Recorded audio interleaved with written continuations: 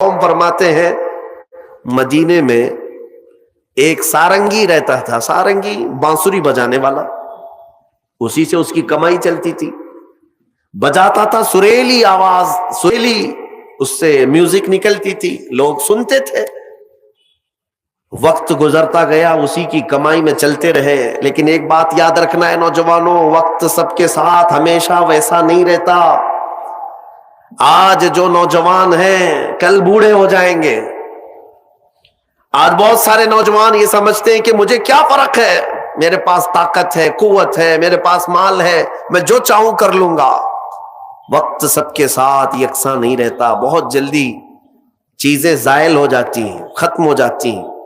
ہم نے ان لوگوں کو بھی دیکھا ہے جن کے بارے میں، ابھی میں زیادہ پرانی بات نہیں کر رہا ہوں، 10 سال پہلے کی بات، جن کا یہ اعلان تھا کہ اتنا مال ہے کہ ہماری 7 پشتیں کھا سکتی ہیں، لیکن اسی بندے کو میں آج دیکھتا ہوں وہ 10-10 روپے مانگتا ہے، 10-10 روپیہ آج بھی مانگتا ہے۔ کہاں گئی دولت؟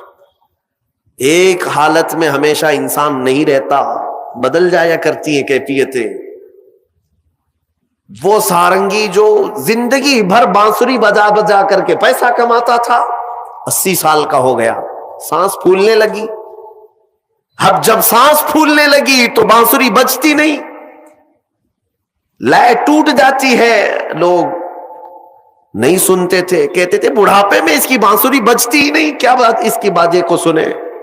لوگ چھوڑ چھوڑ کر کے جانے لگے، نہ کوئی محفل گرم ہوتی، نہ کوئی اس کو پیسہ دینے والا تھا۔ اور اب تو ایسے حالت ہو گئی کہ اس بوڑھے کے 80 سال کی عمر میں پیٹ کے لالے پڑ گئے، کھانے پینے کے لیے کچھ نہیں ہے، جو کچھ بھی ملتا تھا وہ بانسری کے بجانے سے ملتا تھا۔ تھک ہار کر کے اپنی بانسری کو لے کر کے آیا جنت البقیع قبرستان، مدینہ طیبہ کا مشہور قبرستان۔ غالباً ایسی کوئی مقدس رات رہی ہوگی، یہ حضرت عمر فاروق کا زمانہ ہے۔ رات کافی ہو چکی، مدینہ سو رہا، مدینے کے لوگ سو رہے ہیں، اور وہ قبرستان میں آیا اور قبروں کو دیکھنے لگا۔ کہا عنقریب میرا بھی یہیں جانا ہے، مجھے بھی منو مٹی تلے اب دب جانا ہے، چند لمحوں کا میں مہمان ہوں، چند دنوں کا پتہ نہیں۔ اور زندگی بھر بانسری بجا بجا کر کے کھاتا رہا۔ آج کے دن اس نے کیا کیا، بانسری اٹھایا اور توڑ دیا، لکڑی کی ہوتی تھی، توڑ دیا اور کہا اے رحمان تیرا بندہ ہوں، دنیا نے مجھے کھلانا پلانا چھوڑ دیا ہے، کیا اب تو بھی نہیں کھلائے گا، کیا تو بھی نہیں پلائے گا؟ وہ پکارتا رہا اور روتا رہا، اور کہا میرے پاس اس کے علاوہ اب کوئی دروازہ باقی نہیں ہے کہ میں پلٹ کر کسی اور سے سوال کروں۔ لوگ عزت دیا کرتے تھے، بانسری والا، سارنگی والا بڑی میٹھی آواز میں بجاتا تھا۔ آج جب ایسی کیفیت آئی تو سارنگی بانسری توڑ دیا اور پکارتا پکارتا تھک ہار کر اسی قبرستان میں مٹی میں ہی سو گیا، تھک کر کے گر گیا نیچے۔ جانتے ہیں سیدنا عمر ابن خطاب رضی اللہ تعالیٰ عنہ مسجد نبوی میں رات کے وقت قرآن پڑھ رہے تھے، عبادت میں مشغول تھے۔ آپ کی آنکھیں کیا بند ہوئی، مصطفیٰ کریم صلی اللہ تعالی علیہ وسلم تشریف لائے۔ کہا عمر اٹھو مسجد سے، جاؤ جنت البقیع میں میرا ایک غریب امتی بھوکا ہے، میرا ایک غریب امتی بھوکا ہے، میرے رب نے حکم دیا کہ اس کے کھانے پینے کا انتظام کرو۔ اللہ اکبر۔ حضرت عمر بیدار ہوئے کہ رسول پاک صلی اللہ علیہ وسلم حکم فرمائے اور رحمان کا حکم آیا کہ کوئی کھانے کے لیے مجبور ہے، تو حضرت عمر کہتے ہیں کہ ضرور کوئی مقدس مہمان ہے میرے مصطفیٰ کا، کوئی مقدس مہمان ہے، کوئی بڑا نیکوکار آدمی ہے جس کے لیے مولا نے حکم فرمایا، اپنے گھر سے توشہ بنوایا اور اچھی غذا بنوائی اور لے کر کے خود اپنے ہاتھ سے جنت البقیع آئے اس مہمان کو ڈھونڈنے کے لیے۔ کون مقدس مہمان ہے؟ پورے قبرستان میں کوئی نظر نہیں آیا، اور اس مٹی پر یہی بوڑھا کمزور اپنی بانسری توڑے ہوئے گرا ہوا نظر آیا۔ آپ گئے، اس کو جگایا، پوچھا کون ہو؟ وہ جھجک کر کے اٹھ گیا اور سامنے امیر المومنین کو دیکھ کر ڈر گیا کہ کہیں میری سزا کا وقت نہ آ گیا ہو، کوڑے نہ مارے جائیں مجھے۔ اٹھ گیا، حضرت عمر نے کہا کیا تو ہی بھوکا آدمی ہے؟ کیا تو ہی پیاسا آدمی ہے؟ کہا ہاں امیر المومنین، بھوکا اور پیاسا تو میں ہوں۔ دسترخوان وہیں بچھایا، توشہ اس کے سامنے کھول دیا اور کہا لے کھا لے، تیرے کھانے کے لیے رحمان نے مجھے بھیجا ہے۔ مصطفیٰ کریم صلی اللہ علیہ وسلم کا حکم ہے۔ وہ بوڑھا ایک لقمہ کیا اٹھایا تھا کہ کرب سے اور درد سے رونے لگ گیا اور کھڑا ہو گیا اور پکار کر کے کہنے لگا اے مولا، اے رب قدیر، 80 سال کا ہو گیا، زندگی بھر لوگوں کو خوش کرنے کی کوشش میں تجھ سے منہ پھیرا رہا، آج ایک رات تجھے کیا پکارا کہ تو نے وقت کے امیر المومنین کے ہاتھ میرا توشہ بھیجا، وقت کے امیر المومنین کے ہاتھ میرے کھانے اور روٹی کا انتظام کیا۔ یہ کہہ کر کہ وہ بے ہوش ہو کر گر پڑا۔ میرے عزیزوں، یہ آج کی رات میں تم سے اتنا مطالبہ کروں گا، دیر ابھی بھی نہیں ہوئی، پلٹ آنے کا وقت ہے۔ وَتُوبُوا إِلَى اللَّهِ جَمِيعًا أَيُّهَا الْمُؤْمِنُونَ، تم سب کے سب اللہ کی طرف لوٹ آؤ اے مومنو۔ میرا مولا فرماتا ہے لعلکم تفلحون، ان قریب تم کامیاب ہو جاؤ گے، تم کامیاب ہو جاؤ گے۔ 80 سال اگر مولا سے دور بھاگتا تھا، ایک بار اسے کیا پکارا؟ اسی کو تو اقبال نے کہا تھا، وہ ایک سجدہ جسے تو گراں سمجھتا ہے، وہ ایک سجدہ جسے تو گراں سمجھتا ہے، ارے 1000 سجدوں سے دیتا ہے آدمی کو نجات۔ ادھر ادھر سر جھکانے سے تیرے سر کو اگر کوئی چیز بچا سکتی ہے تو میرے رب کا سجدہ ہے۔ یہاں جھک گئے تو مولا ہر جگہ جھکنے سے بچا لے گا، یہاں کے فقیر ہو گئے تو مولا ہر جگہ کے فقر سے بچائے گا، اس بارگاہ کے محتاج ہو گئے تو دنیا کی محتاجی سے بچائے گا۔ میرے عزیزوں، میں آپ کو اور ایک بات عرض کر کے، حالانکہ میرا عنوان الگ ہے، میں صرف رات کی بات تھی تو میں سوچا کہ تمہیں دعوت دے کر کے چلا جاؤں۔ آج کی جو رات ہے وہ توبہ کی رات ہے، شاپنگ میں اور عیاشی میں گزارنے کی رات نہیں۔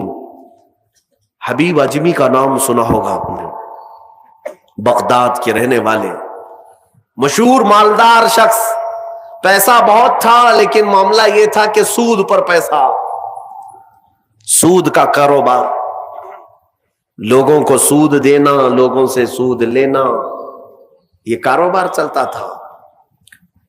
مسلمانوں، اگر اپنے معاشرے میں سود کی بلا ہے تو فوراً توبہ کر لو۔ میرے آقا صلی اللہ علیہ وسلم کا فرمان عالی شان ہے، جس نے سود کا ایک لقمہ کھایا وہ گناہ اتنا بڑا ہے کہ جیسے کہ کعبے کے سامنے اس نے اپنی ماں سے زنا کیا۔ یہ بہت خطرناک چیز ہے، لوگ اس کو آج ہلکے میں لیتے ہیں۔ پیسہ ڈبل کرنے والا سسٹم مسلمانوں کو بہت جلدی پسند آتا ہے، کوئی بھی آ جائے کمپنی، چیٹ فنڈ کمپنیاں صرف مسلمانوں کے محلے میں ہی کامیاب ہوتی ہیں، باقی جگہ نہیں۔ لاکھ روپے دو اور تم گھر میں نواب صاحب بیٹھے رہو، ہر مہینہ 10-10 ہزار آتا رہے، یہ پتہ ہی نہیں کہ کس طرح سے آتا ہے۔ تمہارے گھر میں آنے والا ایک لقمہ بھی تمہاری تحقیق کے بغیر نہیں آنا چاہیے، تم مسلمان ہو۔ ایک سکہ بھی تمہارے گھر میں بغیر تحقیق کا نہیں آنا چاہیے۔ اگر مشکوک، یعنی جس میں شک ہے، حرام کی بات نہیں کر رہا ہوں، حرام تو بڑی بات ہے، جس مال میں شک ہے اس مشکوک مال کا بھی ایک لقمہ کھا لیا تو اولاد بگڑ جاتی۔ بزرگوں نے فرمایا اولاد بدتمیز پیدا ہوگی، بد اخلاق ہو جائے گی، کردار سے عاری ہو جائے گی، اس کا خیال رکھو۔ تو میں عرض یہ کر رہا تھا کہ حبیب اعجمی سود کا کاروبار کرتے رہے۔ ایک دن ایسا ہوا کہ اپنی بیوی سے گوشت لا کر دیا اور کہا کہ پکاؤ۔ بیوی نے کہا لکڑیاں نہیں ہیں۔ کہا کہ میں فلاں کے اوپر میرا سود آتا ہے، سود میں وہ لکڑیاں لے آؤں گا، سود میں لکڑیاں بھی، گھر کا آٹا بھی سود میں لا کر کے دیے۔ بیوی نیک تھی، سمجھاتی رہی۔ اس دن دعا کرتی ہے مولا میرے شوہر، میرے سرتاج، میرے رفیق حیات کو ہدایت دے دے، جب چولہے پر یہ ہانڈی رکھی گئی، کھانا پک گیا، یعنی سالن پکا، تو اس نے اتارا، حبیب اجمی دسترخوان پر تھے، ہانڈی کھولی گئی تو اس میں پکتا ہوا خون تھا، خون کے علاوہ کچھ نہیں۔ حبیب اعظمی نے پوچھا یہ کیا ہے؟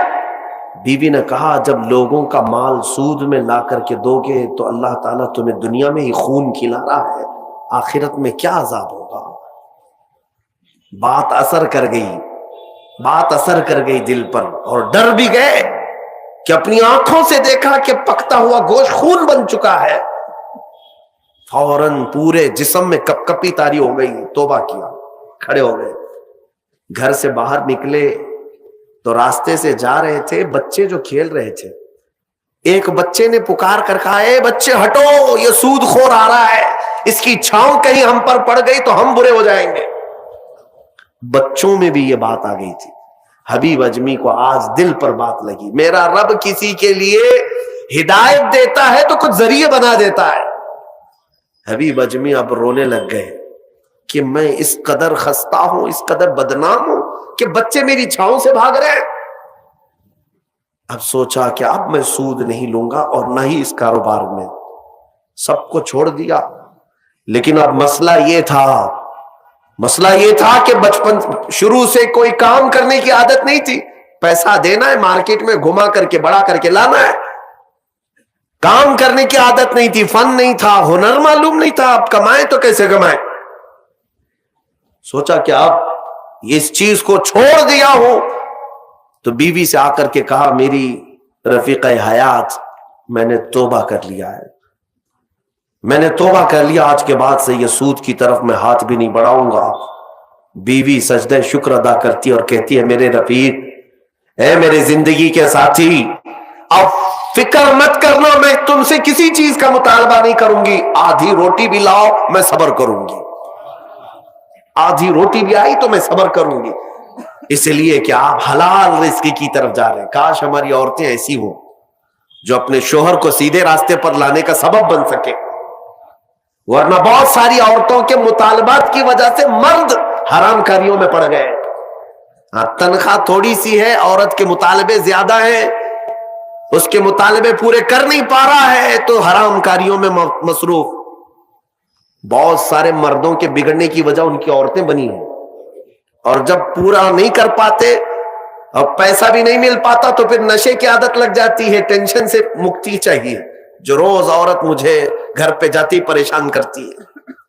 میرے عزیزوں، وہ حبیب اجمی کی خاتون نے ان کو دلاسا دیا کہ جاؤ آپ نوکری کرو۔ نوکری کہاں کرتے، اب تک کرنے کی عادت نہیں تھی، عمر ہو گئی تھی۔ سیدھے گئے، ایک دیہات چھوٹا گاؤں تھا، اس گاؤں کی ایک مسجد تھی، مسجد کے اندر جا کر بیٹھ گئے، دن بھر بیٹھے رہے، نمازیں پوری پڑھ لی، عشاء کا وقت ہو گیا، نماز پڑھ کر کے اللہ کی بارگاہ میں رونے لگے، مولا کام کا آدمی نہیں ہو، اب تک کیا نہیں، اب میں اپنے گھر کیسے چلاؤں، تو میرے لیے کوئی انتظام فرما۔ رات کے وقت آئے، بیوی نے پوچھا کوئی نوکری ملی؟ کہاں مل گئی ہے، نوکری مل گئی ہے، بہت ہی اچھی جگہ پر ایک بادشاہ ہے، اس کے ہاں خدمت پر میں لگ گیا۔ کہا بہت اچھی بات ہے۔ دوسرے دن پھر گئے، اسی مسجد میں بیٹھے رہے، رات کو آئے، بیوی نے پوچھا کچھ اجرت ملی آج؟ جس بادشاہ کے ہاں کام کر رہے ہو تمہاری نوکری پر کچھ تنخواہ ملی؟ کہا نہیں، بادشاہ نے کہا ہے کل دے دوں گا۔ اپنی بیوی کو ٹال رہے تھے، اپنی بیوی کو ٹالنے کے لیے بول دیا ایسی کہ نوکری کر رہا ہوں، کہا کہ کل دینے کا وعدہ کیا ہے۔ پھر تیسرا دن آیا، تیسرے دن بھی وہ اسی مسجد میں رات گزار کر آئے، بیوی نے پھر پوچھا کچھ اجرت ملی؟ کہا نہیں، آج بھی نہیں دیا، بادشاہ نے کہا کل دے دوں گا۔ چوتھا دن آیا، چوتھا دن بھی مسجد میں گزار کر آئے، حالانکہ بیوی نے صبر کا دامن ایسا پکڑی رہی اور کہنے لگی مجھے کوئی جلد بازی نہیں ہے، جب آئے گا تب کھائیں گے۔ 4 دن ہو گئے، آج پھر رات کو بیوی نے پوچھا کچھ تنخواہ ملی، گھر کیسے چلے گا، 4 دن سے چولہا نہیں جلا گھر پہ۔ کہا آج بھی بادشاہ نے نہیں دیا، کہا کل دوں گا، روز کل 5 دن گزر گئے۔ اس کے بعد وہ 5ویں دن ایسی ان کی کیفیت تھی کہ اب رات جب بہت زیادہ ہو گئی تو گھر کی طرف پلٹ رہے تھے، پاؤں بوجھل ہو گئے، پھر بیوی پوچھے گی آج تنخواہ ملی؟ روز جھوٹ بول رہا ہوں، روز جھوٹ بول رہا ہوں، مجھے کون تنخواہ دے گا؟ آج کیا بولوں اپنی بیوی کو، اپنی شریک حیات کو؟ جب وہ واپس پلٹے تو آج رات کو اپنے گھر کے باہر ہی دیکھتے ہیں گھر میں خوب اجالا ہے، گھر میں روشنی ہے، گھر کی طرف آگے بڑھتے بڑھتے آئے، میری بیوی سوئی نہیں، انتظار میں ہوگی، پوچھے گی کیا اجرت ملی، تنخواہ ملی؟ لیکن جیسے ہی گھر کے اندر گئے، بڑا سا دسترخوان بچھا ہے، ہر قسم کے کھانے لگے ہوئے، کھانے لگے ہوئے ہیں۔ حیرت میں آ گئے، 5 دن کے کمانے کا کوئی ذریعہ نہیں، میری بیوی کے پاس بھی اتنا مال نہیں، یہ کہاں سے آیا دسترخوان؟ بیوی کو جلال میں پوچھنے لگے یہ دسترخوان کہاں سے آیا، یہ کھانا کیسے آیا؟ بیوی کہتی ہے کیا مذاق کرتے ہیں آپ، کیا مذاق کرتے ہیں آپ جس بادشاہ کے ہاں کام کرتے ہیں وہاں کا ایک سپاہی آیا تھا، وہی دسترخوان لے کر آیا اور سارا کھانا اسی نے دیا ہے، اور یہ مجھے کہہ کر گیا ہے اے خاتون تیرا شوہر رات میں آئے تو اسے کہہ دینا یہ تو 5 دن کی اجرت ہے، اور محنت کرے گا اور اجرت دی جائے گی۔ حبیب عجمی غش کھا کر گر پڑے، بیوی نے اٹھایا، پوچھا کیا بات ہے، کیوں غش کھا کر گر پڑے؟ ہوش آنے کے بعد کہتے میری رفیق حیات آج سچ بتاتا ہوں، میں نے کوئی نوکری نہیں کی، میں نکما آدمی، کوئی نوکری نہیں کی، مسجد میں جاتا تھا خالی بیٹھا رہتا تھا، آج ڈر کر کے آ رہا تھا کہ تجھے جواب کیا دوں گا۔ وہ رحمان اس قدر غیرت مند ہے اپنے بندوں پر، اتنا رحیم ہے کہ تیرے سامنے شرمندہ ہونے سے بچانے کے لیے وہ جس کو بھیجا مولا وہ کسی بادشاہ کا سپاہی نہیں، وہ اسی رحمان کا کوئی فرشتہ ہے جس نے کھانا دیا ہے۔ عزیزان گرامی، کہنے کے لیے بہت ساری باتیں ہیں، لیکن میں اتنی بات عرض کرنا چاہتا ہوں، زندگی گناہوں میں گزری، ایک بار توبہ کر کے حبیب عجمی کے آ گئے اور مولا کریم نے اپنے سارے دسترخوان ان کے لیے کشادہ کر دیے۔ اس کے بعد جانتے ہیں حبیب عجمی اسی دسترخوان سے اٹھ کر کے جو چلے گئے، ایسی عبادات، ایسے مجاہدات کیے، اللہ اکبر، اس مقام عظما پر فائز ہو گئے تھے کہ جس مقام کی غوث اعظم عبد القادر جیلانی بھی تعظیم کیا کرتے تھے رضی اللہ تعالیٰ عنہ۔ میرے عزیز و حبیب عجمی اللہ کی بارگاہ میں وہ مقبول تھے کہ حضرت فضیل بن عیاض ایک دن ان کے پیچھے مغرب کی نماز پڑھنے کے لیے آئے۔ حضرت حبیب عجمی کی زبان میں تھوڑی لکنت تھی، تو قرات میں ان کی لکنت سمجھ میں آ رہی تھی، تو فضیل بن عیاض پیچھے سے نماز توڑ کے چلے گئے، اس کے پیچھے میں کیسے نماز پڑھوں؟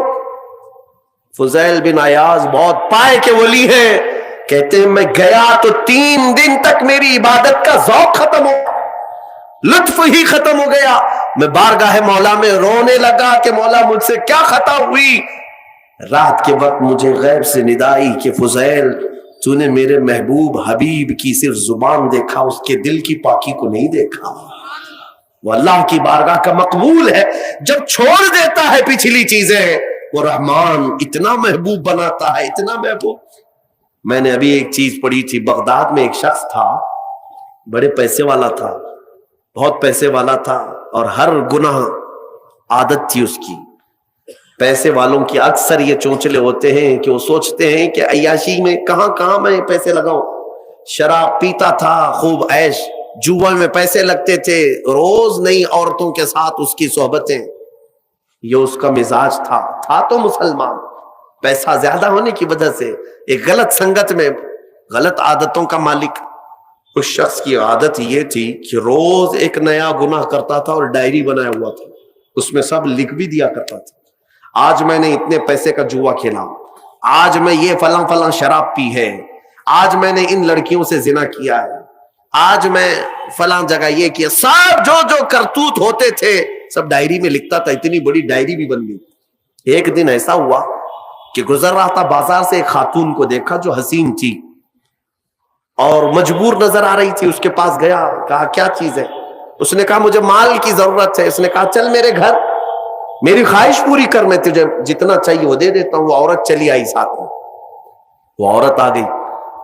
جب یہ نوجوان جو بغداد کا بڑا پیسے والا مالدار رات کے وقت اپنے بستر پر آیا اور اس خاتون کو کہا کہ آجا ہم دونوں تنہا ہیں, وہ عورت رات کے وقت سو تو گئی لیکن اس کا پورا جسم پیلا پڑ گیا, اس کا چہرہ پیلا اور ہاتھ پیر کانپنے لگ گئے. یہ نوجوان اٹھ کر کھڑا ہوا, کہا کہ ڈر رہی ہے تو کسی بات سے, تیرے جسم کی یہ زردی کس بات کی؟ وہ خاتون کہتی ہے نہیں نہیں نہیں کوئی بات نہیں. پھر اس نے کہا ڈر مت, اس محل میں کوئی نہیں آئے گا میری اجازت کے بغیر, یہ سب پوری میری پراپرٹی ہے, یہ میری شہنشاہیت ہے یہاں پر. اس خاتون نے کہا ہاں یہ تو میں دیکھ رہی ہوں, لیکن مجھے ڈر اس بات کا ہے کہ وہ رحمان مجھے دیکھ رہا ہے, اس کے سامنے میں کیسے ننگی ہو جاؤں. میں نے آج تک یہ گناہ نہیں کیے, میں پیشہ ور عورت نہیں ہوں. وہ کہتی ہے میں ایک بیوہ عورت ہوں, میرے 3 بچے ہیں, 4 دن سے بھوکے ہیں. میں روز انہیں تسلی دیتی ہوں کہ مجھے بازار میں کچھ کام مل گیا تو میں اجرت لا کر کے تمہیں کھلا دوں گی. مجھے کوئی نوکری نہیں دیتا, اور آج میں مجبوراً بازار میں کھڑی تھی, تو مجھے مل گیا. میں اپنے چھوٹے بچوں کے, یتیم بچوں کی بھوک کو ختم کرنے کے لیے تیرے گھر آ گئی, لیکن جب بستر پر سوئی تو مجھے خوف ہونے لگا کہ میرا رب دیکھ رہا ہے. میں نے آج تک جسم کو ننگا نہیں کیا. وہ ڈری ہوئی عورت تھی, پاکیزہ عورت تھی. جب اس کی زبان سے یہ جملے نکلے تو یہ جو نوجوان تھا جو گنہگار تھا وہ کھڑا ہو گیا, کہا اے خاتون اٹھ جا, بستر سے اٹھ جا. اور اس کے بعد کہتا ہے دیکھ میں تجھے بتاؤں میرے پاس کیا کیا ہے. اس زمانے کی جو سواریاں تھیں, گاڑیاں تھیں, سب میرے پاس, بڑا بنگلہ, بڑی جائیدادیں, ہر طرح کے کھانے, سونے چاندی, زیورات, سب میرے پاس. مولا نے مجھے بہت کچھ دیا, لیکن آج تو نے مجھے دل دیا, آج تو نے میرے دل کو جھنجھوڑا. میرے پاس اتنی نعمتیں ہونے کے باوجود میں اب تک ڈرا نہیں اللہ سے, اور تیرے گھر میں کھانے کو ایک لقمہ بھی نہیں, پھر بھی تو اللہ سے ڈر رہی ہے. مجبور ہونے کے باوجود تو ڈر رہی ہے اللہ سے. اس خاتون نے کہا کہ اے نوجوان, مجبور ہو, امیر ہو یا غریب ہو, سب کا بادشاہ وہی ہے, حساب سب سے برابر لے گا. اس خاتون کو بہت سارے پیسے دے کر کے اس نوجوان نے رخصت کیا اور کہا جا تیرے بچوں کو کھلا, آج کے بعد کبھی بازار میں بھیک مت مانگنا, اور میں سمجھتا ہوں میرے گناہوں کا کفارہ ہے کہ میں تیری مدد کر دیا, تو باہر نہ آ. اور اس خاتون کو بھیج دیا. آج اس کو احساس ہوا اب تک کیسی زندگی گزارتا رہا, اس عورت نے مجھے جھنجھوڑ دیا ہے, جھنجھوڑ دیا ہے. رات کو مصلی بچھایا اور اللہ کی بارگاہ میں کھڑے ہو کر کہنے لگا مولا بہت گناہ کر چکا ہوں, بہت گناہ کر چکا ہوں, پورا جسم داغدار ہے, کیا مجھ جیسا آدمی بخشے جانے کے قابل ہے؟ کیا مجھ جیسا آدمی معاف کیے جانے کے قابل ہے؟ رویا جا رہا تھا, اور اس کے بعد وہ سر اٹھا کر کہتا ہے اے رب, اے رب, میں نے اتنے گناہ کیے کہ لکھتے لکھتے میری ڈائری بھر گئی ہے, بک بھر گئی ہے. پھر تیرے پاس جو فرشتے ہیں نامہ اعمال لکھنے والے, انہوں نے کتنا. اور اس کے بعد ہاتھ جوڑ کر کہتا ہے رحمان, اب تیرے دربار میں میں اتنی بات عرض کرتا ہوں, اگر میں بخشے جانے کے قابل ہوں تو مجھے معاف کر, یا تو پھر آسمان سے آگ بھیج کر کے مجھے ہلاک کر دے, مجھے ختم کر دے مولا, میں بہت داغدار ہوں, بہت داغ دھبے لگا دیے. وہ روتے روتے روتے تھک گیا, اور اس کے بعد اٹھتا ہے. توجہ, گھر کے اندر جا کر آج سچی توبہ کیا تھا. ڈائری وہ پھاڑنے کے لیے گیا جس میں روز گناہ لکھتا تھا, جو پچھلے سارے تھے ریکارڈ, کہتا ہے پھاڑ کر کے ختم کر دوں گا, آج کے بعد نشان بھی نہیں رکھنا ہے. جب وہ اپنے کمرے میں آیا, اس ڈائری کو اٹھایا جو برسوں سے لکھ رہا تھا, وہ حیرت سے ڈوب گیا اس بات پر کہ جب وہ ڈائری اٹھایا تو دیکھتا ہے پورے اوراق سفید ہے, لکھا کچھ نہیں. ایک حرف بھی لکھا ہوا نہیں ہے، ورق پلٹتا گیا پلٹتا گیا پلٹتا گیا، کچھ نہیں ہے۔ وہ ادھر ادھر دیکھنے لگا، اس میری ڈائری سے مٹایا کس نے؟ میرے سارے ریکارڈ کس نے مٹایا؟ اس کے جسم پر کپ کپی تاری تھی، راشا تاری تھا، رات کا وقت تھا، غیب سے ندائی، اے بندے، جب کوئی پوری دنیا کو میرے لیے ترک کرتا ہے تو میں اس کے گناہوں کو بھی مٹا دیا کرتا ہوں۔ جب زندگی میں لکھی ہوئی ڈائریاں مٹ جاتی ہیں تو میرے مولا کو یہ اعمال نامے سے مٹانے میں دیر نہیں لگے گی۔ یمحو اللہ ما یشاء، اللہ جس سے چاہتا ہے وہ ساری چیزیں مٹا دیتا ہے۔ میرے عزیزو، یہ لیلۃ القدر کی اہم ضروری بات تھی جو میں نے تمہارے سامنے رکھا۔ آج توبہ کی رات ہے، توبہ کی رات ہے، پلٹ آؤ۔ آج امت جس کرب کے عالم میں گزر رہی ہے، تمہیں اندازہ ہے ہزاروں نوجوان جیلوں میں آج بند ہیں ہمارے، جن کا نہ کوئی افطاری کا انتظام نہ سحری کا انتظام۔ تم تو رمضان میں باہر گھوم رہے ہو، رمضان کی رونقیں دیکھ رہے ہو، رمضان کی بہاریں دیکھ رہے ہو۔ امت مصطفیٰ کے ہزاروں نوجوان آج جیل کی سلاخوں کے پیچھے ہیں۔ ہمارے کئی علماء بھی اندر بیٹھے ہوئے ہیں، کبھی کبھار ان کی یاد آتی ہے تو ہمارے لقمے کڑوے لگنے لگتے ہیں، پھیکا لگتا ہے کھانا کہ ہمارے بھائی بے قصور جیلوں میں بند ہیں۔ یہ کس لیے کہ ظالم آج ننگا ناچ ناچ رہا ہے۔ اے نوجوانوں، آفتیں اس قدر ہمارے سروں پر آ چکی ہے کہ اب ہمارا کیا محفوظ رہا اس ملک میں؟ سوچو تو ذرا صحیح۔ پہلے ایسا تھا کہ دور دراز سے کوئی سازشوں کے جال بنتے تھے، آمنے سامنے کوئی نہیں آتے، لیکن اب حالات ایسے ہو گئے کہ سامنے تمہارے تلواریں لہرائی جا رہی ہیں، سامنے تمہارے چاقویں لہرائی جا رہی ہیں، سامنے تمہیں مار ڈالنے کی باتیں کی جا رہی ہیں، لیکن کچھ بھی یہاں پر گورنمنٹ ایکشن نہیں لیتی۔ ایسا لگتا ہے کہ آج مسلمانوں کی ویلیو اس ملک میں چونٹی اور مچھروں سے بھی کم کر دی گئی ہے کہ کوئی مار دے تو کوئی پوچھنے والا بھی نہ ہو۔ یہ سب کیا ہمارے اوپر آفتیں آج نہیں ہیں؟ یہ ساری مصیبتیں آج نہیں ہیں؟ میں کبھی کبھار سوچتا ہوں کن کن مسائل پر آج میں گفتگو کروں، کن کن مسائل پر علماء سے بحث کرے، میٹنگ کس بات پر لی جائے، کانفرنس کس بات پر لی جائے۔ ہم سوچتے ہیں کہ ہمارے بچوں کے معاملات آج خطرناک ہو چکے، جوانوں کی حفاظت پر بات کی جائے، جوانوں کو بیدار کیا جائے، ان کی غیرت کو بیدار کیا جائے، لیکن پھر پتہ چلتا ہے کہ ہماری بچیوں کے حجاب بھی خطرے میں ہیں۔ اب ہم بچیوں کے حجاب پر آتے ہیں کہ سوچتے ہیں ہماری بہنیں، ہماری مائیں، ہماری بیٹیاں، آج ان کی عزت اور عفت خطرے میں ہے۔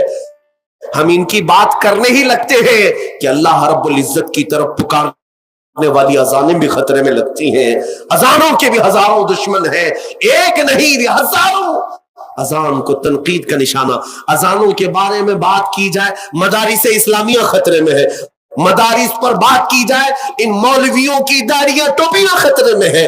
اگر ان کی بات کی جائے، کن کن مسائل پر میں آج بات کروں اے جوانوں، یہ سب باتیں کی جائیں ایک طرف، لیکن تم کیا نہیں دیکھتے؟ روز صبح اٹھتے ہیں، میرے مصطفیٰ کو اس ملک سے ایک نئی گالی دی جاتی ہے، میرے مصطفیٰ کو اہانت کا نشانہ بنایا جاتا ہے، میرے آقا صلی اللہ تعالیٰ علیہ وسلم کو گندی گالیاں دی جاتی ہیں۔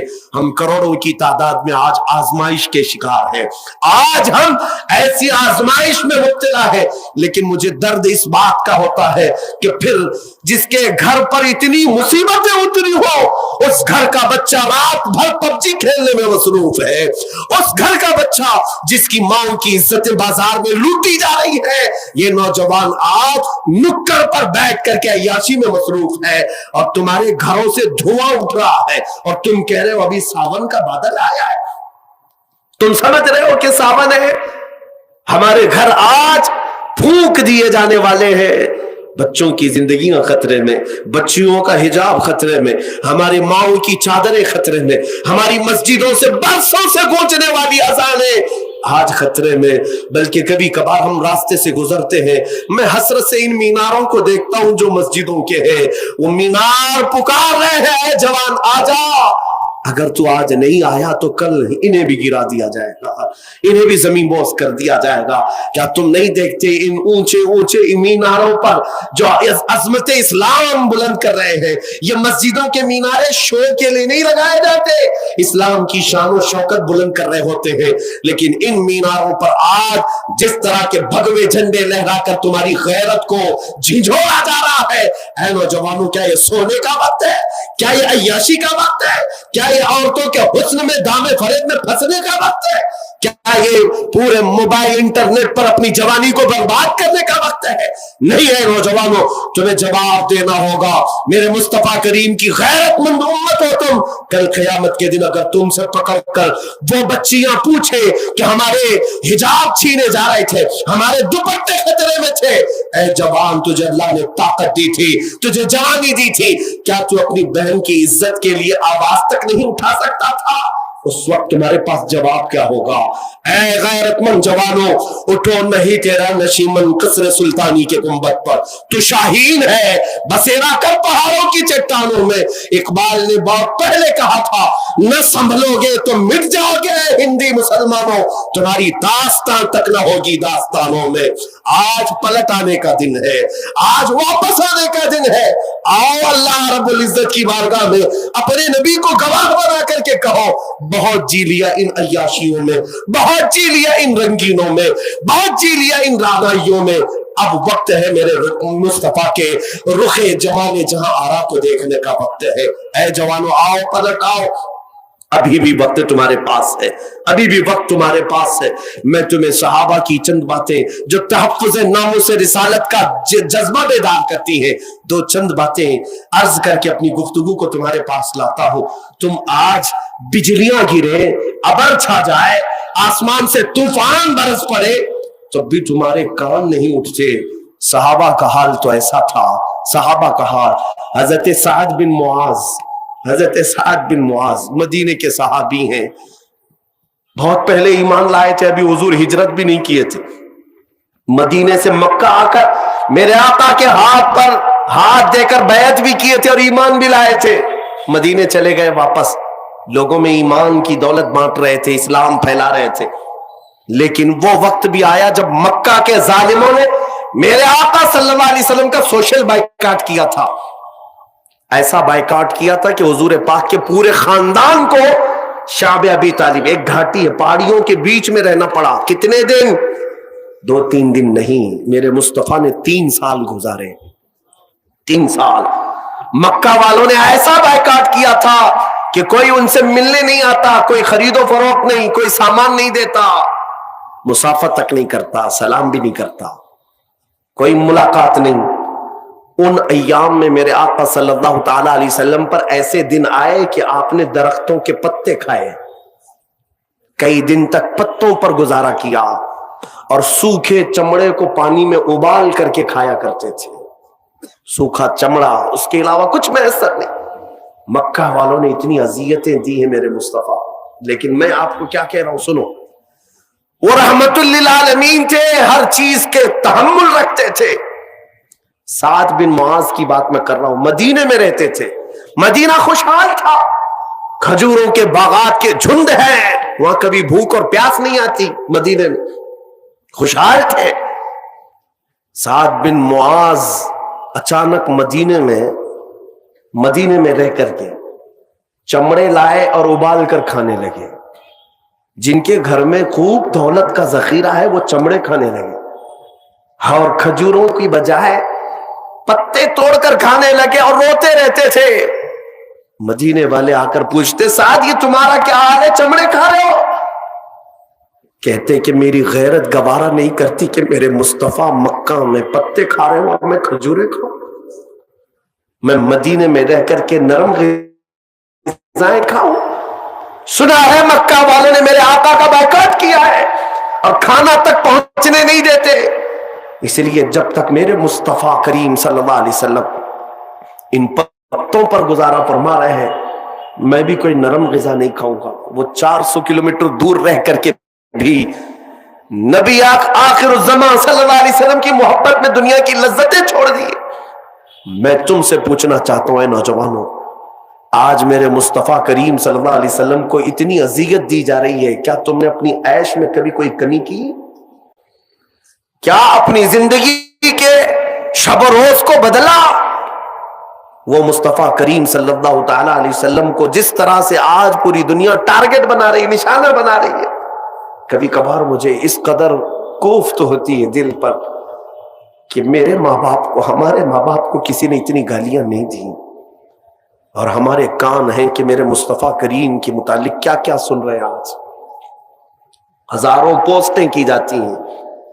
مجھے آج میں کھل کر کے کہتا ہوں، نہ یہ ڈپارٹمنٹ سے، نہ حکومت سے، نہ عہدیداروں سے کوئی امید نہیں. یہ کیا انصاف کریں گے؟ یہ سب اسی تھال کے چٹے بٹے ہیں، ان کی سب مرضی اور منشا سے ہوتا ہے. یہ میرے آقا کو پورا ملک جب نشانہ بناتا ہے، ان پاکھنڈیوں کو یہ کھلا چھوڑے رہتے ہیں، آزاد گھومتے رہتے ہیں.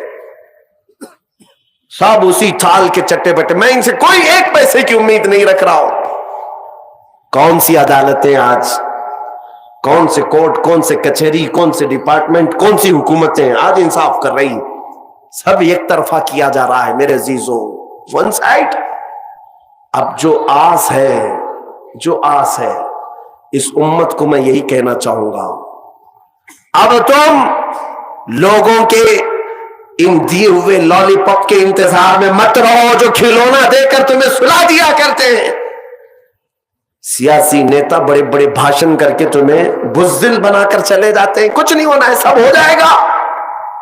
اب جو ہوگا وہ تمہارے بازوؤں کی قوت سے اللہ رب العزت کی مدد آئے گی. ہاں، گھر میں بیٹھ کر کے صرف دعا کرنے سے نہیں، تم اپنی زندگی میں تبدیلی لاؤ، چینج ہو جاؤ. میں کس بات کی طرف اشارہ کر رہا ہوں، توجہ سے سنو. جب تمہاری زندگی بدل جائے کہ میرا جینا مرنا سب نبی کے لیے ہے، پھر دیکھنا کہ میرا رب تبارک و تعالیٰ اپنے وعدے پر پکا ہے. قرآن میں کہتا ہے وَكَانَ حَقًّا عَلَيْنَا نَصْرُ الْمُؤْمِنِينَ، ہم نے اپنے اوپر لازم کر لیا ہے کہ مدد کریں گے تو ایمان والوں کی. اللہ رب العزت نبی کے غلاموں کی مدد اتارے گا. ہاں، ایک وقت وہ تھا کہ تم جس طرف سے گزرتے تھے شجر و حجر سلام کرتے. ہاں، تمہیں پتا ہے سمندر راستہ دے دیا کرتے. افریقہ کے جنگل کے درندے نبی کے غلاموں کے تلوے چھانٹتے تھے کہ مصطفیٰ کا غلام آیا ہے مدینے سے. اور کہاں آج ہماری حالت یہ ہے؟ آج ہماری حالت یہ ہے کہ لوگوں کی ٹھوکروں پر تمہاری عبادت گاہیں آج خطرے میں. مینار، مسجد، منبر، محراب سب اب داؤ پر لگے ہیں. بلکہ آج میرا یہ جملہ سن کر کے جاؤ، یہ کہ بعد دیگرے ظلم بڑھتا جائے گا، ظلم بڑھتا جائے گا. کیوں؟ ان سب کے ذمہ دار کون لوگ ہیں؟ امام حسین کی ایک بات یاد آتی ہے، انہوں نے فرمایا تھا کہ ظالم وہی نہیں جو تلوار اٹھا کر گردن مارتا ہے، بلکہ ظالم وہ ہے جو ظلم کو دیکھ کر خاموش رہتا ہے. ظلم کو دیکھ کر خاموش. ہمارا کیا بگڑ رہا ہے؟ ہمارے ہاں تو سب سیف ہے، یہاں کچھ نہیں ہو رہا ہے. ارے وہ گجرات میں ہو رہا ہے، ارے وہ ایم پی میں ہو رہا ہے، ارے وہ یو پی میں ہو رہا ہے، ارے وہ کشمیر میں ہو رہا ہے. یاد رکھنا، پڑوس میں لگے ہوئے گھر کی آگ کی چنگاری جب اڑ کر آئے گی تمہارا گھر بھی جلائے گی، وہ آگ پھیلے گی. اسی لیے آج ان بکھری ہوئی زندگیوں میں صرف ایک میسج میرا لے لو. اقبال سے پوچھا گیا تھا ہماری بیماری کا علاج کیا ہے؟ انہوں نے کہا تھا پہلے یہ تو معلوم کر لے کہ بیماری ہے کیا، بیماری کا علاج بعد میں. یہ معلوم کر لے کہ بیماری کیا ہے. آج یہی کہتے ہیں نا، ارے نہیں ہم مسلمان پورے ایجوکیشن میں پیچھے ہیں، یہی بڑی بیماری ہے. سیاست میں ان کی نمائندگی نہیں، یہ بڑی بیماری ہے. یہ اخلاق میں بہت پیچھے ہیں، یہ ان کی بڑی بیماری ہے.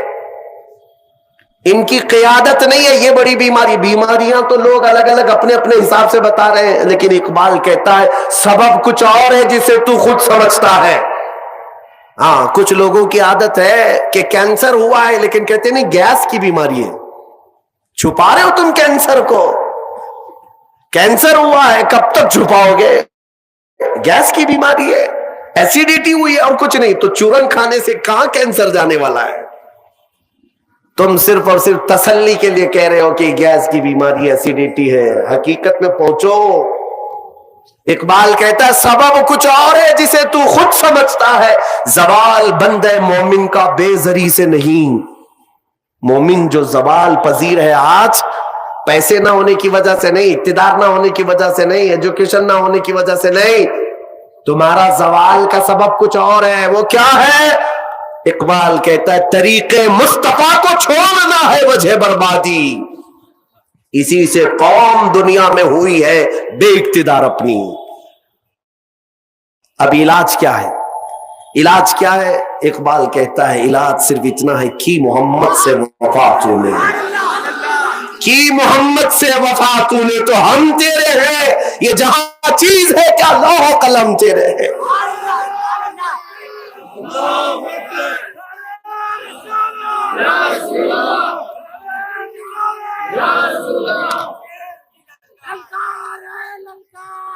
شیر کی للکار مجاہد ملت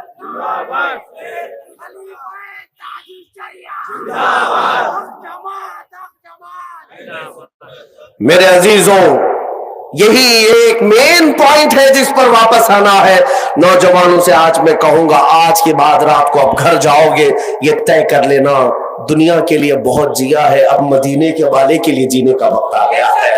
میں دوستوں کے لیے بہت چیزیں قربان کر چکا ہوں، اب گنبد خضرا کے لیے قربانی کا وقت آ چکا ہے. اس لیے کہ ہمارے ماضی میں ہمارے اسلاف یہی نعرہ لگاتے تھے جو جان مانگو تو جان دے دے، جو مال مانگو تو مال دے دے، مگر یہ ہم سے کبھی نہ ہوگا نبی کا جاہو جلال دے دے. جب یہ جذبہ دوبارہ بیدار ہوگا، دوبارہ آئے گا کہ اب جیے گا نوجوان تو اپنے نبی کے لیے جیے گا. میرے مرشد گرامی حضور تاج الشریعہ بدر الطریقہ رحمت اللہ تعالی علیہ نے اپنے اخیر زمانے میں اس غیور امت کو بہترین میسج دیا تھا، بہترین میسج دیا تھا. اے جوان کیا تو سمجھتا ہے تجھے جو جوانی ملی ہے بازاروں کے لیے یا ہماری لائف ہے انجوائے کرنے کے لیے؟ نہیں نہیں، اس بریلی کے چمکتے ہوئے چراغ نے یہ کہا تھا زندگی یہ نہیں ہے کسی کی کسی کے لیے، زندگی ہے نبی کی نبی کے لیے. نہ سمجھ مرتے ہیں زندگی کے لیے، ارے جینا مرنا ہے سب کچھ نبی کے لیے. اور ان کے دادا مجدد وقت نے امام احمد رضا نے یہ کہا تھا اے لوگوں تم کیا سمجھتے ہو یہ زندگی ہمیں اپنے عیش کے لیے ملی ہے؟ نہیں نہیں، سنو حقیقت میں ہمیں ملی ہے یہ لائف، یہ زندگی تو کس کے لیے؟ دہن میں زبان تمہارے لیے، بدن میں ہے جان تمہارے لیے. یا رسول اللہ ہم آئے ہاں تمہارے لیے، اٹھے بھی وہاں تمہارے لیے. خلیل و نجی مسیح و صفی سبھی سے کہیں نہ بنی، یہ بے خبری کی خلق پھری کہاں سے کہاں تمہارے لیے. صبا وہ چلے کہ باغ پھلے، وہ پھول کھلے کہ دن ہو بھلے، لوا کے تلے سنا میں کھلے رضا کی زبان تمہارے لیے. زندگی گزارنے کا یہ طریقہ کر لو. اے نوجوانوں تم ابھی دنیا میں جس طرح مست ہو، ایک وجہ یہ بھی ہے کہ تم نے آج تک وہ تڑپ نہیں پیدا کی جو بلال حبشی کی طرف تھی. آج تک وہ طرف تمہارے دل میں نہیں آئی. صدیق اکبر سے پوچھو آپ کی زندگی کا سب سے محبوب مشغلہ کیا ہے؟ دنیا میں اگر کوئی سب سے بہترین کام آپ کا ہے تو کیا ہے؟ نماز ہے، روزہ ہے، خیرات ہے، صدقہ ہے، غریبوں کی مدد کرنا، تیمارداری کرنا، بیماروں کی جنازہ اٹھانا، کیا ہے؟ صدیق اکبر کہتے ہیں میری زندگی کا سب سے بڑا مشغلہ، سب سے بڑی نیکی النظرۃ الی وجہ رسول اللہ. فرماتے ہیں رسول اللہ کے چہرے کو بار بار دیکھنا یہ میری زندگی کا مشغلہ. زندگی انہوں نے اسی لیے رکھی ہے. صحابہ کا یہ جذبہ بیدار کر لو، یہ آپ کے اندر تڑپ آ جائے اور عرض کرو مدینے والے کو یوں کہہ کر کہ میرے آقا آؤ کہ مدت ہوئی ہے تیری راہ میں آنکھیاں بچھاتے بچھاتے، بڑے دن ہو گئے ہیں گھر کو سجاتے سجاتے. جس دن تمہاری آواز پہنچے گی مدینے انشاءاللہ وہ دن دور نہیں کہ وہ آمنہ کا لال کائنات کا سب سے حسین چہرہ تمہارے خوابوں میں ہوگا، تمہاری آنکھوں کے سامنے ہوگا. یہ جذبہ میں تمہارے اندر اس لیے ڈال کر کے جا رہا ہوں کہ آج شاید آنکھیں بہت تھکی ہوئی ہیں دنیا دیکھ دیکھ کر کے، ان بازاروں کی زینت کو دیکھ دیکھ کر کے بے غیرتی آ گئی، ایمان کی हलावत में कमी आ गई, नजरें आज गुनाह कर कर करके इस कदर अय्याश और बेहया हो गई कि अब खून देख करके भी बेदार नहीं होती, अपने भाइयों के गर्दनों पर चलती हुई छुरी देख करके भी बेदार नहीं होती, अपनी माँ और बहनों को बाजार में उजड़ता हुआ देख करके भी बेदार नहीं होती। इन आंखों की खता यह है कि इन आंखों को हमने याश बनाया है, या तो फिर पोर्नोग्राफी के जरिए से, या तो फिर शैतानी रक्स को देख करके, या दुनिया की चकाचौंध ने तुम्हें बेजार कर रखा है। आओ इन आंखों को आज की रात ये तय कर लो कि मैं अब देखने की तलब लेकर के जाऊंगा घर, इसलिए कि मैंने सुना है मेरे आका मेरे मुस्तफा मदीने वाले बड़े गैरतमंद है। हातिम ताई जितनी सखावत नहीं करता, मेरे मुस्तफा वो एक लम्हे में सखावत किया करते थे। हुजूर पाक सल्लल्लाहु अलैहि वसल्लम की आदत करीमा ये है कि कभी किसी ने मांगा हो वहां से ना कभी नहीं आया। वाह क्या जूदो करम है शहे बता तेरा, नहीं सुनता ही नहीं मांगने वाला तेरा। ऐ जवानों कौन देता है देने को मुंह चाहिए, देने वाला है सच्चा हमारा नबी। तो मांगने में देर किस बात की, पूछने में देर किस बात की। आओ अब मुस्तफा करीम के दरबार में ये नहीं कहेंगे कि मेरे आका अब इन हालात को सुधार दो, इन हालात को आप संवार दो, बल्कि अब ये कहते हैं या रसूल अल्लाह एक बार अपना जलवा दिखा दो, एक बार अपना जलवा दिखा दो या रसूल अल्लाह। आंख अता कीजिए उसमें जिया दीजिए, जलवा करीब आ गया, तुम पे करोड़ों दुरूद। उस चेहरे जमाले जहां का नक्श तुम्हारे सामने देकर जाता हूं, आज की रात के बाद उसी तरफ में अपनी बाकी जिंदगी गुजार लेना, इसलिए कि जिस दीवाने और जिस आशिक के दिल में यह तरफ हो जाए कि मुझे अब कायनात का सबसे बड़ा हुस्न देखना है, कसम रब्बे जुल जलाल की, दुनिया की कोई हसीना उसे अपनी तरफ बुला सकेगी, कोई हुस्न उसे धोखा नहीं दे सकेगा। वो हुस्न ही कैसा था जिसके बारे में सहाबा कहते हैं अंजुमन में आए तो ऐसा लगता हसीन गुलाब खिला हो, जब बात करे तो ऐसा लगे कि दांतों से निकलने वाली रोशनियों से रात में उजाले पैदा हो जाए। वो हसीन चेहरा ऐसा कि बुरे बाला अमामा, घनी जुल्फे, बल खाती हुई जुल्फे, और रुख से मुस्कुराए तो अनार से ज्यादा सुर्खी, और लबों पर गुलाब से ज्यादा हसीन पंखड़ियां, और वो लबहाए नाज जिनसे झड़ते हैं हजारों मोतियां। मेरे अजीजों, उस चेहरे जमाले जहां आरा का तस्वुर में दे जाता हूं, आज पलटने की रात है, उस गुंबद खजरा की छांव में ले आता हूं जहां देखने का तुम्हारे अंदर ये ऐसा जज्बा पैदा हो जाए। वो कैसा हुस्न था जिसको शायर कहता है चेहरा है कि अनवार दो आलम का सहीफा, माथा है कि वहदत की तजल्ली का वरक है, आरिज है कि वल फज्र की आयात के अमी है, आरिज है कि वल फज्र की आयात के अमी है, और गेसू है कि वल लैल के बिखरे हुए साए, और गेसू है कि वल लैल के बिखरे हुए साए, अबरू है कि कौसैन शबे कद्र खुले हैं, गर्दन है कि बरफर के जमीन औज सुरैया, लब सूरत याकूत शुआओं में धुले हैं, कद है कि नबुव्वत के खदो खाल का मेयार, बाजू है कि तौहीद की अजमत के अलम है, सीना है कि रमज़े दिल हस्ती का खजीना, पलके हैं कि अल्फाज रुखे लौहो कलम है, बातें हैं कि तूबा की चटकती हुई कलियां, लहजा है कि यज़दा की जुबान बोल रही है, खुतबे है कि सावन के उमड़ते हुए दरिया, किरत है कि असरारे जहां खोल रही है, ये दांत शीराज़े शबनम के तराशे,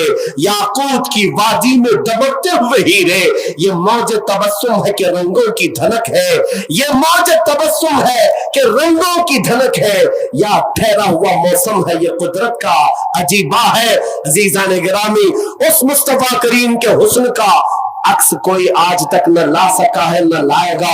वो अहसनु मिनका लम तरक़त आइनी व अजमलु मिनका लम तलिद निसाउ खुलिक़त मुबर्रअन मिन कुल्लि ऐबिन कअन्नका क़द खुलिक़त कमा तशाउ।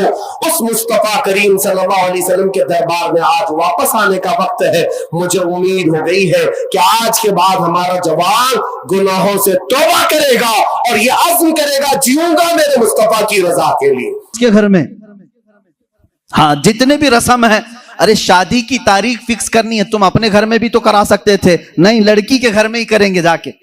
جب جب جائیں پورے خاندان کو لے کر اتر جائیں, راشن ختم ہو جائے. یہ بلا نہیں ہے تو اور کیا ہے؟ گھر کے کچن پر مصیبت نازل ہوتی ہے ہر مہینے 2 مہینے میں. یہ اس طرح کی حرکات کسی ایک گھر کے ساتھ جو ہو رہی ہیں, اس سلسلے کو کب ختم کریں, کب بند کریں؟ وہ رسول پاک صلی اللہ تعالی علیہ وسلم کی زندگی پاک کے اعلیٰ نکاح. آپ کو معلوم ہے حضرت ام حبیبہ رضی اللہ تعالیٰ عنہ حضور کی ایک زوجہ ہیں, حضور پاک صلی اللہ تعالی علیہ وسلم پر ایمان لائی تھی, ابو سفیان کی بیٹی ہیں, حضرت امیر معاویہ کی سگی بہن ہے. ام حبیبہ جس کے نکاح میں تھی وہ عبید اللہ بن جہش, وہ بھی اسلام لائے, دونوں اسلام لائے اور حبشہ ہجرت کر کے گئے تھے. جو پہلی ہجرت ہوئی مسلمانوں کی وہ حبشہ. وہاں جانے کے بعد ان کے ساتھ ایک دردناک معاملہ یہ پیش آیا کہ ان کا شوہر عبید اللہ بن جہش اسلام چھوڑ کر کے عیسائی بن گیا اور شراب پیتے پیتے مر گیا. اسی حالت میں مرتد ہو کر مرا. حضرت ام حبیبہ کے دل میں بڑی چوٹ تھی, بڑا زخم تھا. حضور پاک صلی اللہ علیہ وسلم کو جب یہ اطلاع دی گئی, ام حبیبہ ایک تو اپنا وطن چھوڑ کر ہجرت کر کے گئی, دوسرا غم اس کے شوہر نے دین بدل لیا, تیسرا یہ کہ وہ مر بھی گیا شراب کی حالت میں. اب وہ تنہا ہے پردیس میں, ان کا اپنا وطن نہیں ہے. رسول کریم صلی اللہ تعالی علیہ وسلم نے وہاں کے بادشاہ جو نجاشی, وہ بھی اسلام قبول کر چکے تھے, ان کو خط لکھا, اپنے پاس سے ایک صحابی کو بھیجا اپنا وکیل بنا کر کے, کہا اے نجاشی یہ میرا وکیل ہے, تمہارے دربار میں آ رہا ہے, ام حبیبہ بیوہ ہو چکی, میرے وکیل کی موجودگی میں ام حبیبہ کا نکاح میرے ساتھ کر دو. حضور نے یہ نکاح کا آرڈر دیا وکیل بنا کر. وکیل دربار نجاشی میں آیا. نجاشی بادشاہ نے ام حبیبہ کو جب یہ خبر سنائی, وہ خوشی سے رونے لگ گئی تھی, خوشیوں سے رونے لگی. وہ کہہ رہی تھی کہ میرا ایک شوہر چھوڑا, میں سمجھ رہی تھی زندگی اچاٹ ہو گئی, لیکن کائنات کے آقا و مولا نے اپنے نکاح میں مجھے قبول کیا. اور نجاشی کے بادشاہ, نجاشی جو بادشاہ تھے حبشہ کے, ان کے دربار میں نکاح ہوا. خطبہ خود نجاشی نے پڑھا اور حضور صلی اللہ علیہ وسلم کے ساتھ نکاح ہوا. حضور اس وقت رسول کریم صلی اللہ علیہ وسلم مکہ میں تھے, حضور پاک مکہ میں تھے. نکاح ام حبیبہ کا حبشہ میں ہو رہا ہے, اور حبشہ میں ہی میرے آقا صلی اللہ تعالی علیہ وسلم کی اس زوجہ مطہرہ کو نجاشی بادشاہ نے صحابہ کو بلایا اور دعوت کیا, اور 2 غلاموں کے ساتھ اس دلہن کو روانہ کیا حضور صلی اللہ تعالی علیہ وسلم کی بارگاہ. مجھے بتاؤ کتنے جھمیلے تھے, منگنی کہاں ہے, یہ بیچ میں تاریخ فکس کرنے والے معاملات کہاں ہیں, روزہ کھلانے والے معاملات کہاں ہیں, چاند سلامی کہاں گئی, یہ سب معاملات چلے گئے. حضور مکہ میں ہیں, ام حبیبہ حبشہ میں ہیں, نکاح نجاشی کر رہے ہیں, اور دلہن صرف 2 لوگوں کے ساتھ رخصت ہو کر دربار رسول میں آ رہی. مجھے بتاؤ کائنات کا سب سے اعلیٰ دولہا وہ ہے اور سب سے اعلیٰ دلہن وہ ہیں, ان کی زندگی کیا ہمارے لیے نمونہ عمل نہیں ہے, ہمارے لیے آئیڈیل نہیں ہے؟ عزیزان گرامی وقار, حضور پاک صلی اللہ تعالی علیہ وسلم کی آئلی زندگی صرف قصے بیان کرنے کے لیے نہیں, اپنی زندگی میں عمل کرنے کے لیے. حضور کی سیرت اپنانے کے لیے ہے, صرف سنانے کے لیے نہیں. یہ بات سمجھ لو. آپ میلاد کی مجلسوں میں میرے آقا کا ذکر سننے آتے ہیں تو یہ کہانیوں کی طرح مت سنو, عمل کرنے کی نیت سے سنو. اور اگر کسی نے یہ نیت نہیں کیا تو اسے سیرت سننے کا کوئی فائدہ نہیں اور نہ کوئی ثواب ہے. جب جب محفل میں بیٹھیں تو یہ نیت کریں, حضور کی سیرت جو بھی سنوں گا عمل کی کوشش کروں گا. عزیزان گرامی وقار, میں سمجھتا ہوں ہماری محفلیں قبول ہو جائیں گی اگر کسی نے عمل کا ایک بھی ارادہ کر لیا, اگر طے کر لیا کہ مجھے کرنا ہے. اب آؤ, میں جو بات کہہ رہا تھا وہ ادھوری رہ گئی. حضور پاک صلی اللہ علیہ وسلم نے نوجوانوں سے کہا تم میں سے جس کی طاقت ہے وہ نکاح کریں. حضور سے پوچھا گیا کس سے نکاح کریں, کیسی عورت ہونی چاہیے. نکاح سے پہلے کے معاملات, عورت کو تلاش کرنا یہ اہم مسئلہ ہے. ضرور اس چیز میں اپنا وقت لگائیں. میں نہیں کہتا کہ تلاشنا نہیں چاہیے, تلاشیں, اس لیے کہ وہ تمہاری نسل اس سے چلنے والی ہے, تمہارا خاندان اس سے آباد ہونے والا ہے. تو خالی تم گورا چٹا رنگ دیکھنے کے پیچھے نہ پڑو, بلکہ پورے ایک گھر کو چلانے والی, بلکہ تمہارے بچوں کی پہلی یونیورسٹی ہے, پہلی درسگاہ ہے. تم اس درسگاہ کو لانے جا رہے ہو تو کیا کیا اس کے اندر کوالٹی ہونی چاہیے وہ دیکھو. لوگ خالی فوٹو دیکھ کر یہ رنگ کالی ہے گوری ہے، کالی ہے گوری، اسی پر لگے ہو. حضور پاک صلی اللہ تعالی علیہ وسلم نے فرمایا دنیا میں جو بھی نکاح کرتا ہے اس کے 4 مقصد میں سے ایک ہوتا ہے، یا تو عورت کا حسن و جمال دیکھ کے نکاح کرتا ہے، یا عورت کے پیسے دیکھ کر کیا کرتا ہے، بہت مالدار ہے، بڑے باپ کی بیٹی ہے. سنو ایسے داماد ہو. حضور صلی اللہ علیہ وسلم نے فرمایا یا تیسرا مقصد یہ ہوتا ہے کہ بڑے خاندان والی ہے، یعنی حسب و نسب اعلیٰ ہے، ہم تو شیخ تھے وہ پٹھان ہے، یا پھر اور کسی بڑے خاندان کی ہے. پہلا خوبصورتی، دوسرا پیسہ، تیسرا خاندان. حضور نے فرمایا چوتھا ایک مقصد ہے وہ اچھا ہے. حضور فرماتے ہیں یا تو پھر اس کے اخلاق و کردار دیکھ کر نکاح کرتا ہے. یہ 4 میں سے کوئی ایک. اور رسول کریم صلی اللہ علیہ وسلم نے ہر ایک کا ریزلٹ بھی بتایا. جس نے صرف حسن و جمال دیکھا اور کچھ بھی نہیں دیکھا، خوبصورتی دیکھی، میرے آقا فرماتے ہیں ان قریب اللہ اسے فتنے میں مبتلا کرے گا. فتنے میں مبتلا کیا؟ وہ خود اپنی بیوی پر شک کرنے لگ جائے گا چند دنوں کے بعد. خوبصورت ہے، پتہ نہیں کون دیکھ رہا ہے میری بیوی کو، ادھر سے چھپاؤ ادھر سے چھپاؤ. اور اگر وہ کہیں نکل گئی تو شک کرنے لگ جائے گا، کس سے بات کر کے آئی، کس سے تیرا تعلق ہے. پوری زندگی جہنم بنا کے رکھے گا، فتنوں میں مبتلا ہو جائے گا. میں یہ نہیں کہہ رہا کہ خوبصورت لڑکی سے شادی نہیں کرنا چاہیے، کرو، لیکن اس کے ساتھ جو دیکھنے کا حکم ہے وہ بھی دیکھو.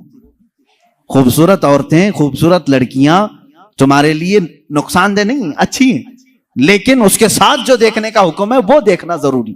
میرے آقا صلی اللہ علیہ وسلم نے دوسرے نمبر پر فرمایا جس نے صرف مال دیکھ کر کے نکاح کیا، بہت پیسے والا گھر ہے، نکاح کرو اس سے، کیونکہ نکاح کے ساتھ گاڑی گھوڑا سب آئے گا. حضور پاک صلی اللہ علیہ وسلم فرماتے ہیں ان قریب اللہ اسے فقیر بنا دے گا، اسے محتاج بنا دے گا. ایسے دامادوں کو دیکھا ہے ہم نے، ہر ایک سے قرضے لیتے رہتے ہیں. ہاں سسر سے تو ملا ہی تھا لیکن برکت کچھ نہیں ہوئی، پھر اس سے 4 اس سے 4 اس سے 4 قرضے میں ہی ڈوبا ہے. اور یہ قرض کی لعنت اس کی ختم نہیں ہوتی. ڈھونڈ کے دیکھو ایسے بہت داماد ملیں گے، یا تو پھر وہ گھر جمائی بنیں گے. تیسرا جو بڑے خاندان کو دیکھا، حضور پاک صلی اللہ علیہ وسلم فرماتے ہیں اللہ اسے رسوا کر دے گا، وہ ذلیل ہو جائے گا لوگوں میں. ہاں جس نے اخلاق و کردار دیکھا، عورت کے اچھے اخلاق و کردار، اس کی دینداری دیکھا، حضور فرماتے ہیں اللہ اسے دنیا میں بھی برکت دے گا، آخرت میں بھی برکت دے گا. اب اس کے ساتھ پلس کیا ہے؟ نمبر 1 تم نے دین دیکھا، اخلاق و کردار دیکھا، اس کے ساتھ حسن و جمال بھی مل گیا تو بونس ہے تمہارے لیے. ساتھ میں مالدار بھی ملی تو بھی پلس پوائنٹ ہے، بڑے خاندان والی بھی ملی تو اور اچھا ہے، سونے پہ سہاگا ہے. ہاں لیکن نمبر 1 سب سے پہلی چیز اس کی دینداری. تمہارے گھر کی عورتوں کو جب بھیجو کسی لڑکی کو دیکھنے کے لیے، سکھا کر کے بھیجو. جاتے ہی یہ نہ پوچھیں کیا کیا پکانا آتا ہے، کیا کیا سلنا آتا ہے، ایمبرائڈری آتی ہے کہ نہیں آتی ہے. یہ نہیں، سب سے پہلا سوال کرو کہ قرآن کتنا پڑھا ہے، قرآن پاک تجوید کے ساتھ جانتی ہے. پہلا سوال کرو اپنی بہوؤں سے. ان ساسوں کے لیے میں کہہ رہا ہوں، کڑھائی لکھائی اور سلائی یہ پوچھنا بعد کی بات ہے. پہلی چیز اس کا دین پوچھو. اور اس کے بعد میرے عزیزو، ہم سب کے لیے سب سے پہلا سوال یہ ہے، اس خاتون سے یہ پوچھو کہ اہل سنت و جماعت سے کیا تعلق ہے. عورتوں کی طرف سے مرد کے گھر جائیں تو بھی یہ سوال ہو، اس لیے کہ یہ عشق مصطفیٰ کی جڑ ہے، اور جہاں جڑ خراب ہو تو پھل نہیں آ سکتے. یہ سب سے پہلا سوال ہے کہ اس کے گھر میں دین مصطفیٰ کتنا ہے، عشق مصطفیٰ کتنا ہے. یہ سب سے پہلی چیز. اب یاد رکھنا جس خاتون کو اس سوال کے ساتھ تم لائے ہو، اس کی زندگی پوری اللہ رب العزت کی ذمہ کرم پر ہے. پھر اولاد اللہ کے ذمہ کرم پر ہیں. حسن و جمال کے ساتھ اللہ تمہیں با اخلاق اولاد عطا کرے گا، با اخلاق اولاد عطا کرے گا.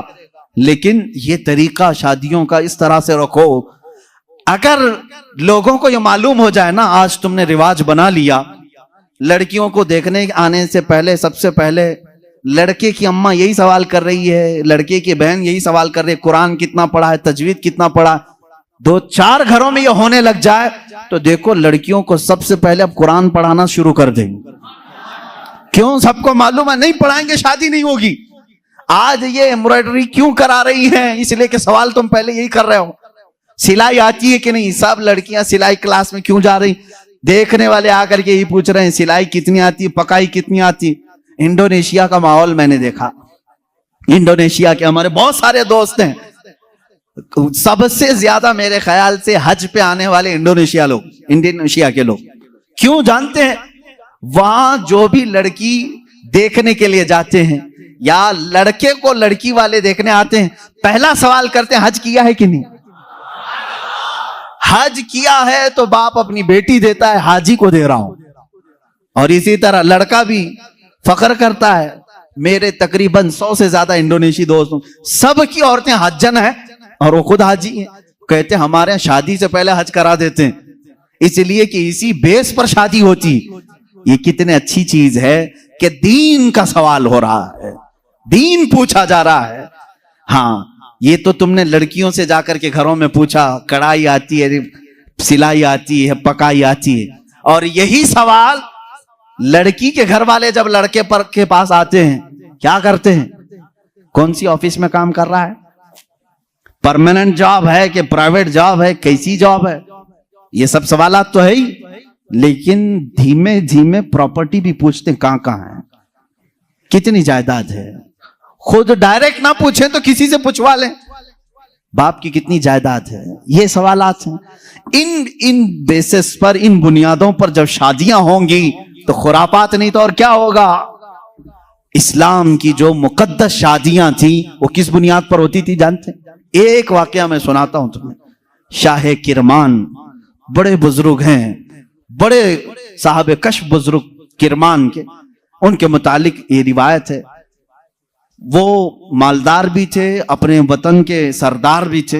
एक दिन मस्जिद में आए, देखा एक नौजवान है, सीधा साधा है, मस्जिद में बैठा है, एहतिकाफ में लगा है, नमाजों में। रात को देखा आपने आकर के कुरान पढ़ रहा है, उसको ऑब्जर्व करते रहे। तीसरे दिन आपने आकर उससे पूछा कि बेटा तुम कहां से आए हो, कहां है तुम्हारा घर? कहा बस ये झोपड़ी है, एक छप्पर डाल करके झोपड़ी रखा था। क्या मकसद है? कहा अल्लाह को राजी करना है, बस अल्लाह राजी हो जाए, मैं इसके लिए दिन रात मेहनत कर रहा हूं।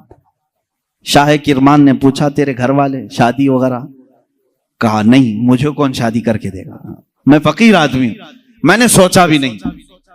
शाह किरमान की बड़ी हसीन और जमील बेटी थी, उनके निकाह के पैगामात शहजादों से आए थे, आपने दिया नहीं था बेटी को। शाह किरमान ने कहा मेरी बेटी है, क्या मैं तुझसे निकाह कर दूं? उसने कहा आप बड़ा रिस्क उठा रहे हो, मेरे पास क्या है, मैं दिन भर थोड़ी मेहनत करता हूं, थोड़ा खाने पीने का मिल जाए उसी पर मैं गुजारा करता हूं, बाकी मैं अल्लाह के लिए वक्त निकाल लेता हूं, इतना कमाता हूं जितना खाने के लिए हो जाता है बस। शाह किरमान ने कहा मैं राजी हूं। उसने कहा फिर सोच लें, आप मेरा घर देख लें। कहा मैं तुझे देख लिया बस काफी, घर कहां है तेरा वो नहीं। अपनी बेटी से जाकर के कहा एक हसीन शहजादा मैंने तेरे लिए ढूंढ लिया। बेटी भी ऐसी नहीं कि चंचल हो, हुस्न की परी हो तो नाटक और नखरे आ जाए ना, शाह किरमान की बेटी थी। कहा बाबा जान आपने जो फैसला किया वो बिल्कुल सही हो।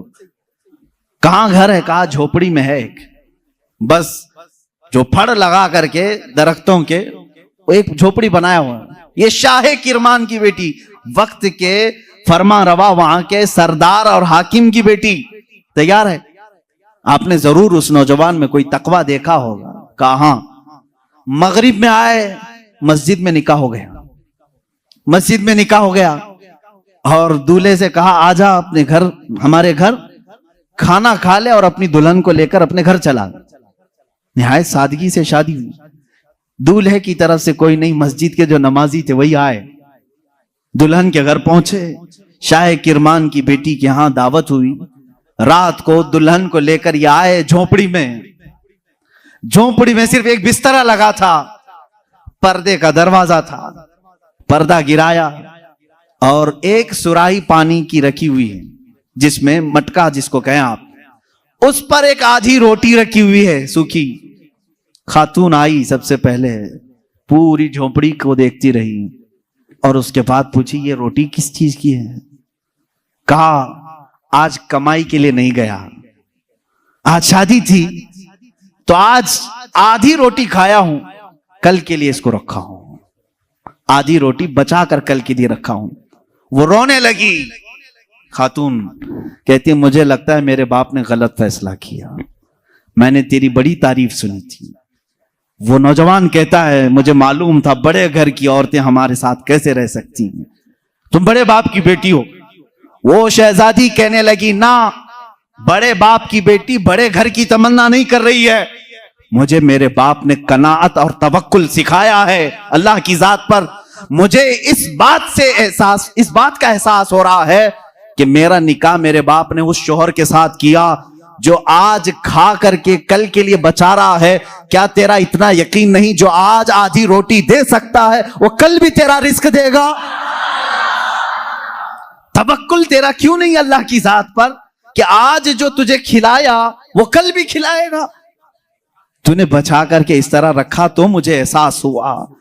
मेरे अजीजों, ये है वो इस्लामी शादियां, नौजवान इतना परहेजगार कि आई हुई खातून उससे बड़ी परहेजगार, उससे बड़ी मुतवक्किला, अल्लाह की जात पर यकीन रखने वाली। यहां सारी चीजें मैंने इसलिए सुनाए नौजवानों, जिंदगी सिर्फ हंसी खुशी खेल कूद पिकनिक सैर सपाटे के नाम नहीं, एक दूसरे की जिंदगियों में उतर जाने का नाम है, एक बहुत ही एतमाद के रिश्ते का नाम है। दोनों के दरमियान इतना एतमाद हो, इतना भरोसा हो। अब शोहर और बीवी का भरोसा, एक और भी बात मैं बताऊं, बीवियां भी सुन रही होंगी, औरतें भी। जो औरत अपने मर्द से मोहब्बत करती है और जो मर्द अपनी औरत से मोहब्बत करता, सिर्फ मोहब्बत करने वालों के लिए पैगाम है, क्या तुम ये चाहते हो कि तुम्हारी बीवी हमेशा तुम्हारे साथ रहे? यहां हो सकता है आप डर करके बोले या खुशी से बोले, कुछ भी बोलो आप, लेकिन जो मोहब्बत करने वाला वो कहेगा हाँ मुझे तो रहना है। बाकी जिसके लिए आफत है वो तो कुछ भी बोलेगा। औरतें जो मोहब्बत करने वाली हैं, मैं ये कहूंगा, क्या तुम चाहती हो कि तुम्हारा शौहर भी हमेशा तुमसे मोहब्बत करे और तुम हमेशा उसके साथ रहना चाहती हो? तो मेरे अजीजों, बुजुर्गों ने लिखा है, वो कितने बेवकूफ हैं वो लोग जो आपस में एक दूसरे से मोहब्बत करते हैं। दुनिया में हर औरत चाहती है कि मेरा शौहर छोड़ के कहीं ना जाए, मर्द ये चाहता है कि मेरी औरत मेरे अलावा किसी और को न देखे। उन दोनों के लिए चाहिए कि कल क़यामत के दिन जब फैसला हो जाए, मेरे आका सल्लल्लाहु अलैहि वसल्लम ने फरमाया, अगर दोनों की नेकियां आ गई, पास हो गए, तो जन्नत में भी अल्लाह ताला उन्हें साथ रखेगा। और अगर उसमें से एक बेनमाजी था तो मर्द दोजख में जा रहा होगा, औरत जन्नत में जा रही होगी। औरत बेनमाजी थी, मर्द नमाजी था, मर्द जन्नत में जा रहा होगा, औरत दोजख में जा रही होगी। मैं ये समझता हूं मोहब्बत करने का एक तकाजा ये होनी चाहिए कि जब दुनिया में हम एक दूसरे को छोड़कर रहना पसंद नहीं करते तो एक दूसरे को नेकियों की इतनी तलकीन करो कि कल क़यामत